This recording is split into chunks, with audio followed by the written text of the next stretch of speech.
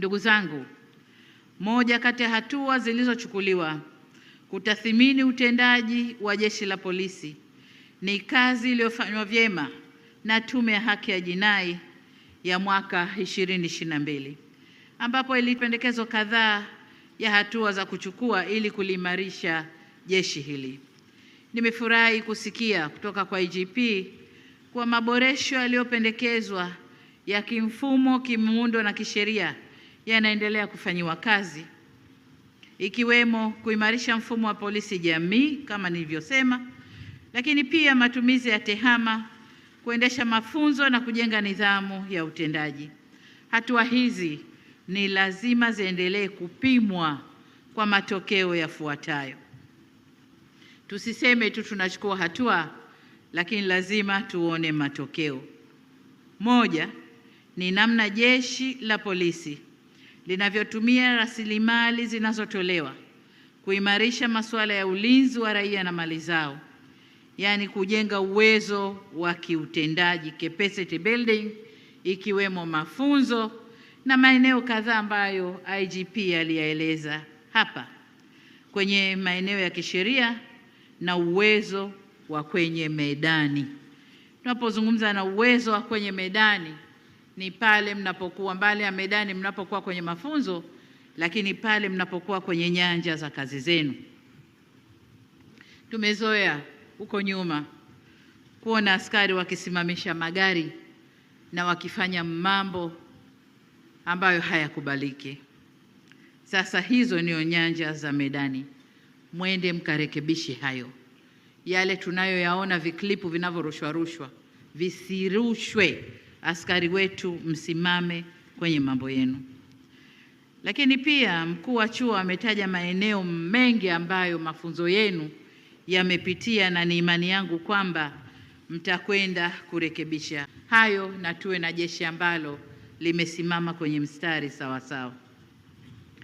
Eneo la pili la matokeo, tuone namna Jeshi la Polisi linavyofuata miiko na kuepuka mambo yanayokatazwa katika kutekeleza kazi zao, na hivyo kuongeza ufanisi na kukuza tija kufikia malengo ya kiutendaji yanayokusudiwa, yaani effectiveness ya Jeshi la Polisi.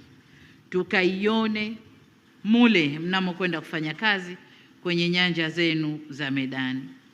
Jambo la tatu, tunataka kuona namna Jeshi la Polisi linavyojenga imani yake kwa wananchi, sekta binafsi na jumuiya ya kimataifa iliyopo nchini.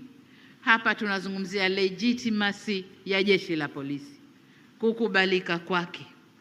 Nilikuwa naangalia klipu moja inazungumza kukubalika kwa majeshi ya polisi ya nchi mbalimbali ya Afrika,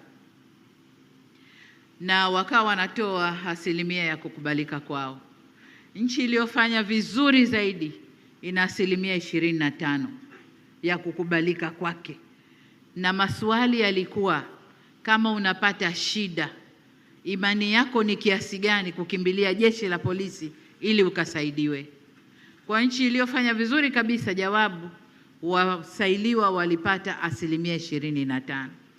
Kwetu Tanzania ilikuwa ni asilimia 12, kwamba wananchi wanapopata shida atakimbilia kituo cha polisi ili akapate msaada, ni asilimia 12.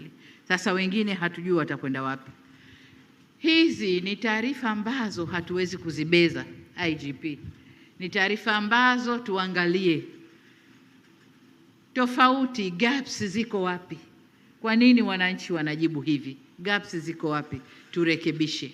Lakini kama nilivyosema, vyema na vizuri zaidi ni kuwashirikisha wananchi, hasa kwenye ile suala la polisi jamii. Wananchi wenyewe wasimamie usalama wao na waamini kwamba Jeshi la Polisi ni sehemu na kimbilio la shida zao. Jambo la 4 ambalo tungependa kuona matokeo ni uwezo wa kutambua au kubaini viashiria vya hatari vya usalama kwa nchi mapema iwezekanavyo. Na hapa naendana pia na mazoea, mila na desturi zetu.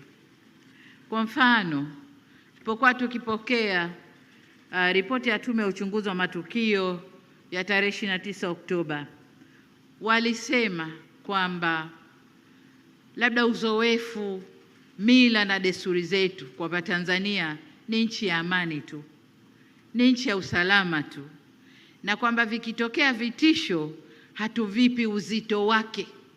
Tunasema watatukuta asubuhi tunapiga mswaki hapo, wao wakija sisi tupo bwana. Unaona? Kwa hiyo ile ni uzoefu, ni mila zetu. Tanzania nchi sawa, watafanya nini kikubwa? Lakini yaliyotokea yametupa funzo. Tulijaribiwa, lakini kwa dhati kabisa nishukuru vyombo vyetu vya ulinzi na usalama. Majaribio yale waliweza kuyaondoa kwa muda mfupi sana. Tulijaribiwa na yametupa mafunzo. Kwa tunataka kuona jeshi ambalo halidharau taarifa yoyote.